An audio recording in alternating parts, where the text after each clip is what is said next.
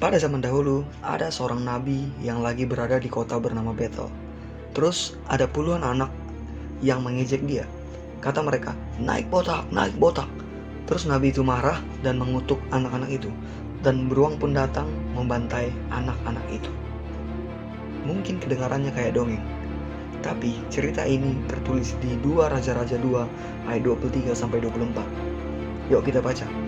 Elisa pergi dari sana ke Betel, dan sedang ia mendaki, maka keluarlah anak-anak dari kota itu, lalu mencemoohkan dia, serta berseru kepadanya, naiklah botak, naiklah botak. Lalu berpalinglah ia ke belakang, dan ketika ia melihat mereka, dikutuknyalah mereka demi nama Tuhan.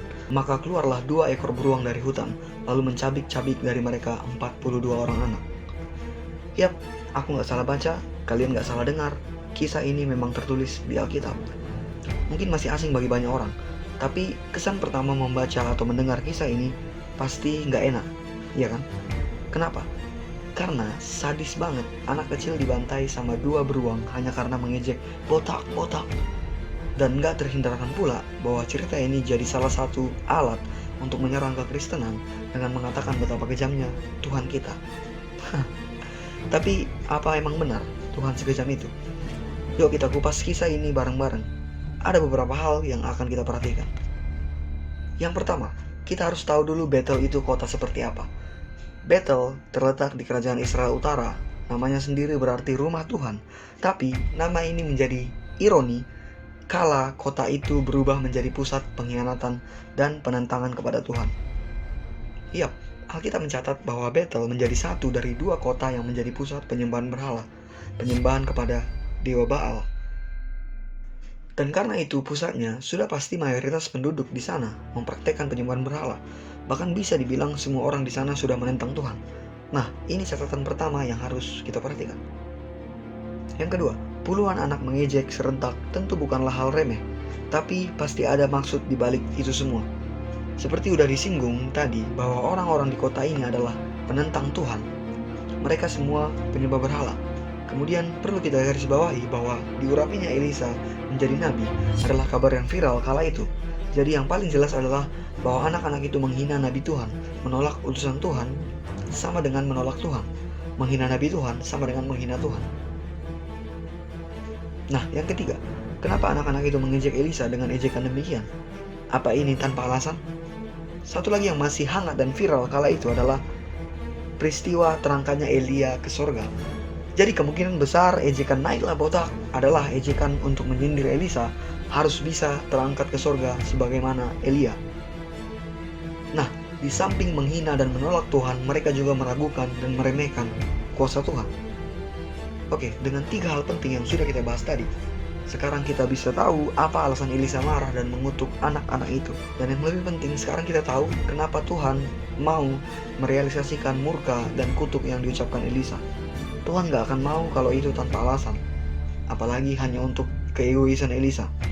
Tapi karena kita sudah tahu bahwa karena anak-anak itu menghina Tuhan dan merendahkan kuasanya, maka serangan beruang itu bisa terjadi. Tapi tetap aja, masih ada yang mengganjal di hati dan pikiran kita. Kan mereka cuma anak-anak loh, tega banget Tuhan berbuat begitu. Gak sampai hati rasanya melihat anak kecil usia TK, SD dibantai beruang. Oke. Hal berikut yang mau kita cari tahu adalah apakah mereka anak kecil usia TK atau SD. Yuk kita lihat bahasa aslinya. Dalam bahasa Ibrani, kata anak yang dipakai adalah Unaarim, dari kata dasar Naar. Kata ini dipakai sebanyak 239 kali di dalam 221 ayat berbeda di Perjanjian Lama. Kata ini diterjemahkan anak sebanyak 5 kali, anak kecil 1 kali, bayi 3 kali, dan sisanya yaitu 230 lagi diterjemahkan menjadi orang muda atau young man, pemuda atau youth, lajang atau lad, dan atau yang merujuk ke situ. Menarik. Jadi, kalau kita lihat penggunaan katanya, maka yang lebih tepat mereka itu bukanlah anak kecil usia TK atau SD seperti yang kita bayangkan, melainkan sekelompok pemuda atau remaja tanggung yang menghina Tuhan dan utusannya. Satu lagi yang jadi bahan pertimbangan, di ayat 24 dikatakan 2 ekor beruang keluar dari hutan dan mencabik-cabik 42 orang dari mereka. Sudah jelas jumlah mereka bukan 42, tapi lebih dari itu. Maka hal ini lebih jelas sebagai unjuk rasa. penentangan terhadap Nabi Tuhan yang dilakukan segerombol pemuda karena mereka tidak mau firman Tuhan disampaikan dan karena mereka hanya mau percaya kepada Tuhan mereka, Baal mereka. Sekali lagi, hal ini lebih jelas sebagai unjuk rasa atau kerusuhan daripada sekelompok anak kecil yang cuma ngejek main-main. Satu not kecil untuk reminder, ingat peristiwa air bah?